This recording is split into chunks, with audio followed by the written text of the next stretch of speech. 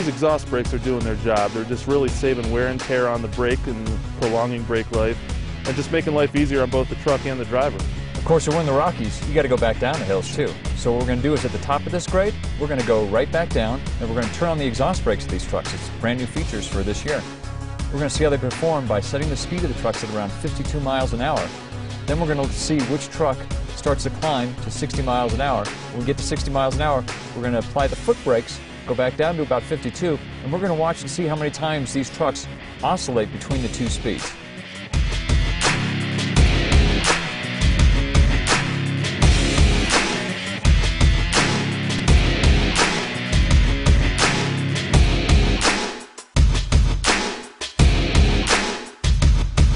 This is the 7% grade that we just climbed. Now we got to go back down it. We'll start the run, okay.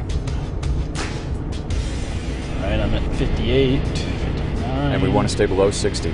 60 or below. 60. Yeah, so you're scrubbing. Scrub down to 50. All right, so there's one brake application right there. That's the third one, down to 50 again. 60, all right, so that's your fifth brake application. So that's 7. So that's number 7. So that's number 9. That's the 10th brake application. And when you're braking, you're going down to, what, about 52? About 51 now. So we'll see how many brake applications you're going to need to get down this hill. You can see how everyone else in front of us had the brake lights on. We're still just running down in gear, no brakes. No brakes, just the exhaust brake and the tow haul mode. Both your feet are off the pedals. Yeah. The truck is completely controlled going down the hill here. You had one brake apply, One that's brake it. apply so far. But I'll tell you what, it's nice to get down a hill and, you know, not worry about your wheel brakes fading on you and getting overheated. You know, that's a big maintenance issue, especially if you're going to be going up and over big passes, whether you're at sea level or altitude, it doesn't matter. You still need brakes that are going to work when you get to the bottom of the hill. Turn around, we went right back down the same hill we had just climbed. What we did was we were trying to keep a momentum between 52 and 60 miles an hour, and with the Ford, we had to apply the brakes more than 10 times to keep it within that range.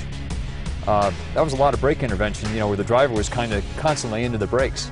With the Chevy, what was really amazing was we did the same thing. We only had to apply the brakes once, and after that one time, it downshifted.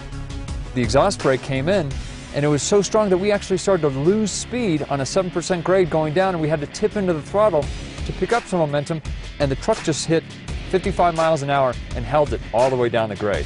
I mean, one time versus 10 times, that's a pretty dramatic difference. We're real confident in our 2011 Silverado HD here. So I just want to thank you guys for coming out and validating who really wins in the real world testing.